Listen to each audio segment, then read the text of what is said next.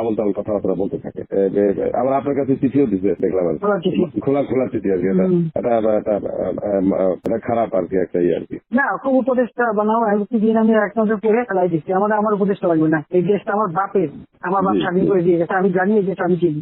আমি বাংলাদেশের কথা বলার সুদ করে আবার আমার উপদেশটা বানা থেকে চোর একটা অবশ্যই গ্রামীণ ফোনের সব ইনকাম গ্রামীণ ব্যাংকে যাবে, যে টাকা গ্রামীণ ব্যাংক গরিব মানুষের সাহায্য করবে।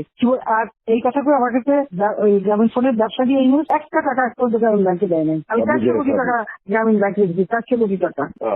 তার অন্যান্য প্রতিষ্ঠানে লাগাচ্ছি।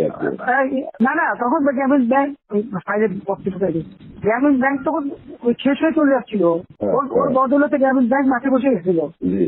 সব ব্যাংকে সব টাকা তুলে শিখে গেছে। তখন আমি প্রথমে 100 কোটি, তারপর 200 কোটি, তারপর 100 কোটি, এটা 98 সালে দিচ্ছি চালু রাখছি। তখন এই গ্রামীণ ফোনের ব্যবসা ছিল, এই ব্যবসাটার থেকে যে লাভটা হবে সেই টাকাটা চলে যাবে গ্রামীণ ব্যাংকে, রেগুলার গ্রামীণ ব্যাংকে একটা সোশ্যাল ইনকাম থাকবে। এই বলে ব্যবসা নিয়ে যখন ব্যবসা নাই, তোমার বলে রাখি, যদি কোনো প্রশ্ন ওঠে বলতে পারবা, 51% মালিক হলো বাংলাদেশ আর 49% হলো নরওয়ে কোম্পানি।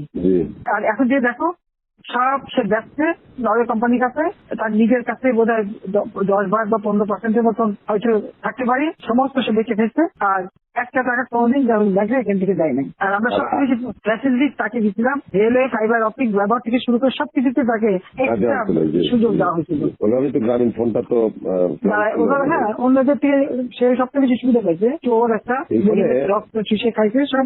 আমি বলছি যে রক্ত শোষা, গরিবের রক্ত শোষা। 30% তার হিসাব করলে 30% শুধু তো এটা গ্রামীণ মানুষকে যে লোন দিত, তাতে তার যে কম্পাউন্ড ইন্টারেস্ট যদি আপনি ক্যালকুলেশন করেন 40-47% হয়ে যেত। কেমন হয় তাহলে? আর লোকের কি থাকবে, ও তো গরিব আরো বেশি করে পেয়ে যাবে।